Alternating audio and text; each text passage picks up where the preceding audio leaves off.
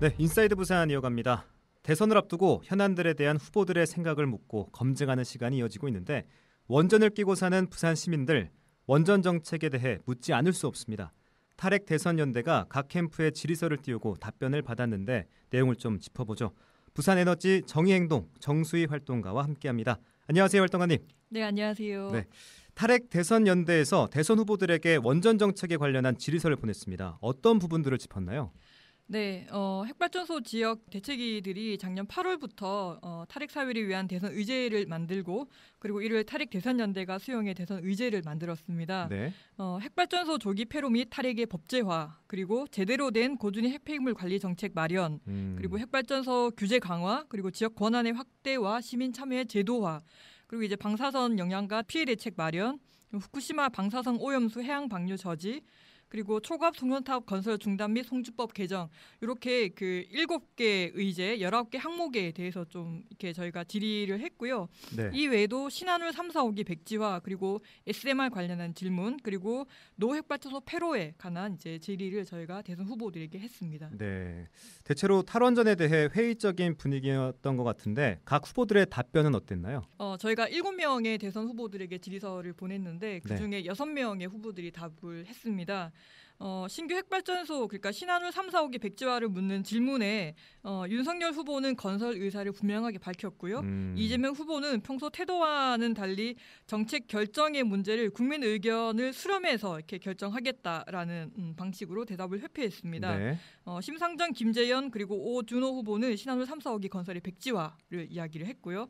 그리고 이 SMR 관련한 질문에서는 윤석열 후보는 적극적인 개발, 활용을 하겠다라는 의사를 밝혔고 이재명 후보는 연구가 필요하다. 그리고 이제 나머지 후보들은 연구 개발에 반대한다라는 좀 입장을 밝혔습니다. 네. 대선과 관련된 유력 후보들이 신규 핵발전소 건설을 추진을 한다거나 혹은 뭐 그 결정을 국민들에게 미루겠다라는 발언들을 좀 하면서 저희들은 좀 이 결과를 좀 암울하게 보고 있습니다. 네.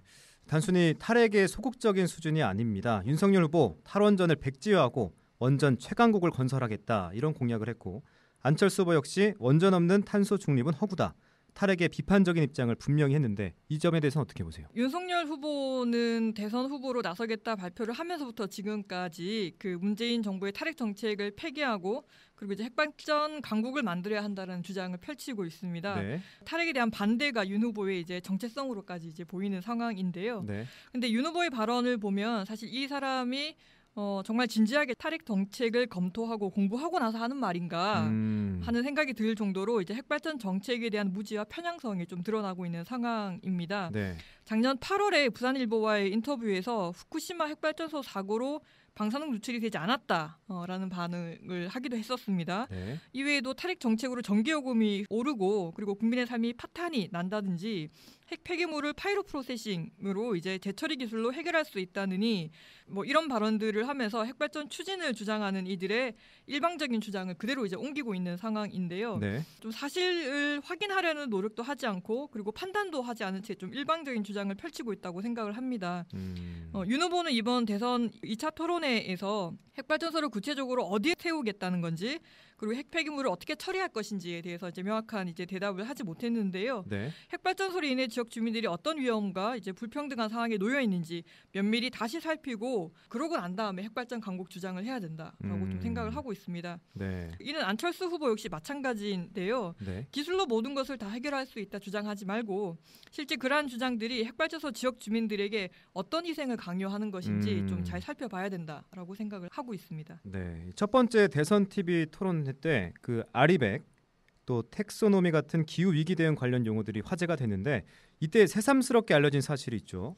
유럽 연합에서는 원전을 녹색 산업으로 분류를 했는데 핵 발전이 탄소 배출 없는 기후 친화적 에너지라고 이렇게 보는 시각이었던 거예요. 이 부분은 어떻게 보세요?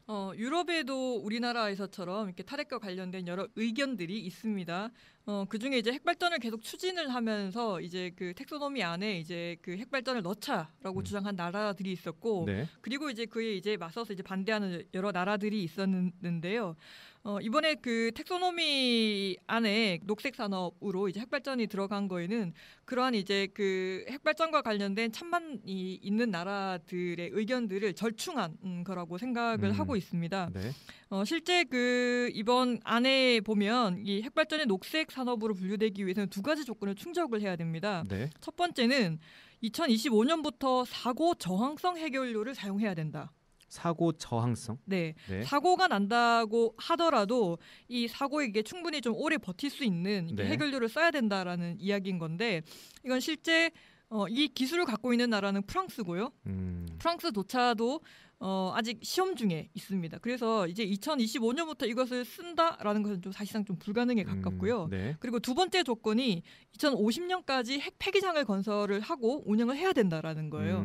우리나라가 지난 12월 달에 고준위 핵 폐기물 관리 기본 계획을 세웠습니다. 네. 이 계획에 따르면 핵 폐기장이 이 계획대로 잘 진행이 되어도 37년 후에 가동이 돼요. 그러다 보니 2050년까지 핵 폐기장을 이제 운영을 할 수 있는 그런 상황이 되는 나라들이나 그 핵발전 기술을 갖고 있는 기업들은 아무도 없다라는 거죠. 그러네요. 그러다 보니 실제 이 두 가지 조건을 만족할 수 있는 국가와 기업은 없고 사실상 이제 그 핵 발전을 찬성하는 국가와 이제 반대하는 어떤 국가들의 그냥 그 절충안으로 좀 제시가 된 것이다. 저희들은 좀 그렇게 평가를 하고 있습니다. 네.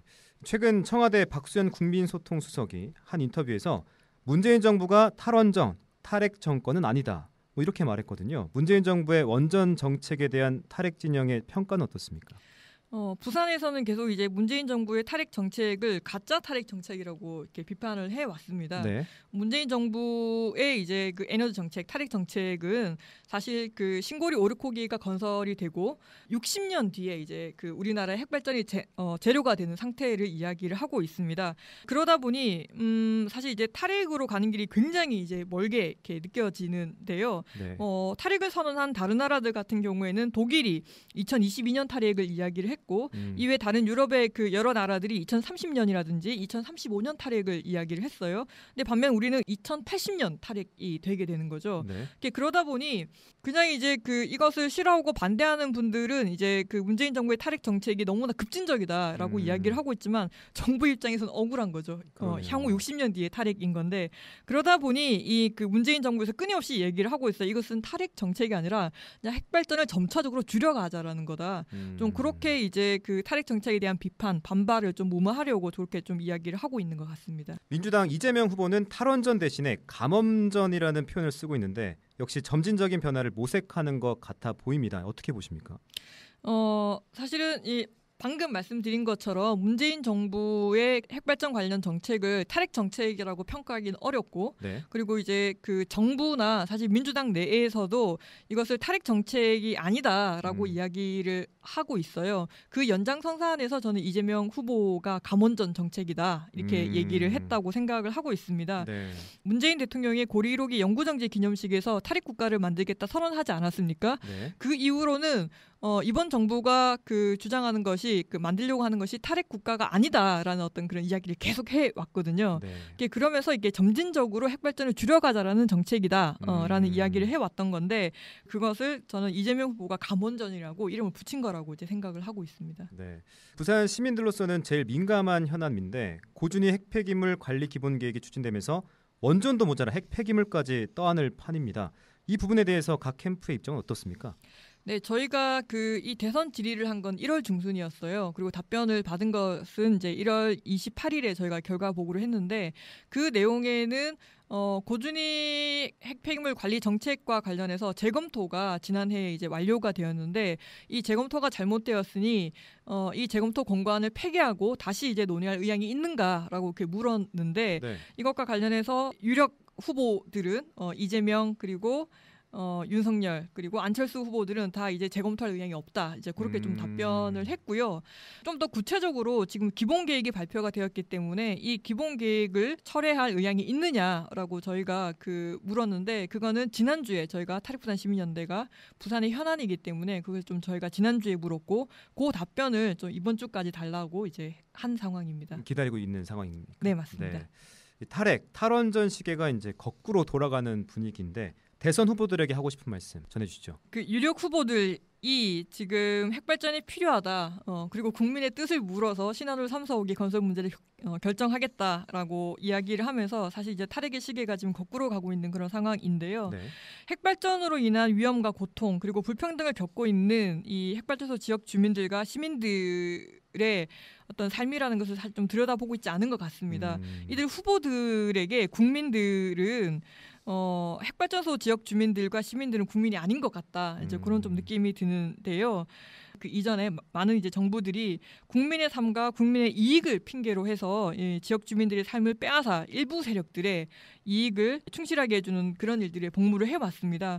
차기 정권에서는 좀 이를 인지하고 반성을 하면서 좀 진정한 변화를 좀 이끌어 가야 되지 않나. 좀 그렇게 생각을 하고 있습니다. 네, 기후위기, 에너지 문제 몇 수 앞을 내다보고 치밀한 전략 아래 움직여도 모자란 판인데 정권이 바뀔 때마다 갈짓자로 왔다 갔다 해도 될런지 걱정입니다. 우리 앞에 놓인 가장 시급한 과제라는 점 다시 한번 확인하면서 대선 후보들의 진지한 고민과 성찰을 촉구해봅니다. 자, 여기까지 들어보도록 하죠. 인사이드 부산, 부산에너지 정의행동 정수희 활동가와 함께했습니다. 활동가님 오늘 말씀 고맙습니다. 고맙습니다.